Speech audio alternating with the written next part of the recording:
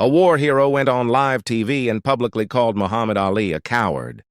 What Ali did next shocked the entire nation and silenced a man who had never backed down from a fight. The red live light flickered on inside a New York television studio, and no one realized. They were about to witness a moment that would be replayed for generations. This wasn't a boxing match. This wasn't politics. This was a test of character, broadcast to millions. One guest that night was a decorated military officer, a man celebrated for bravery on the battlefield. Medals lined his chest, each one earned through blood, discipline, and survival. He represented sacrifice, duty, and the version of courage America had been taught to honor.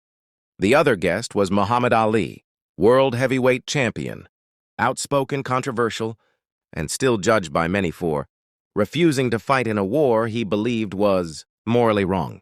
Before Ali even stepped onto the stage, the first guest delivered a statement that cut deep. Without saying Ali's name, he questioned the manhood of those who refused military service. He spoke about real courage, about men who fought overseas while others stayed home and became rich and famous. The meaning was unmistakable. The accusation was clear, and it was happening live, backstage. Ali was told what had been said. Everyone expected the same reaction: anger, sharp words, maybe even walking out. His team urged him to leave. Lawyers warned him this was a trap. Producers quietly discussed ending the show early. Ali listened. Then he shook his head. "No," he said calmly, "I'm going out there." When Ali finally walked onto the stage, the applause was hesitant. The air felt heavy. Two men sat side by side, carrying completely different definitions of courage, and decades of national tension between them. Ali didn't interrupt. He didn't insult. He didn't defend himself immediately.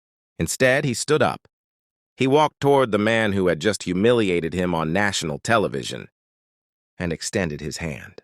"I respect your service," Ali said quietly. "You earned your voice." The room froze. That single gesture changed everything.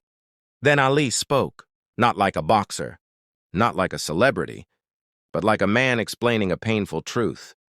He talked about growing up in a country where freedom wasn't equal, a country that asked him to fight for justice, abroad while denying him dignity at home. He explained that refusing the war wasn't fear. It was choosing a different battlefield. "You fought injustice with a weapon," Ali said. "I fought it with my life, my career, and my voice." No shouting, no arrogance, only honesty.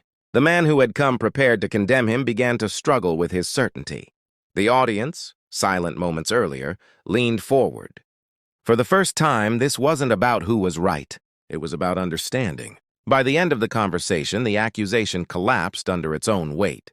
The war hero stood up, not in authority, but in humility. "You're not a coward," he admitted. "You're a different kind of fighter." They shook hands.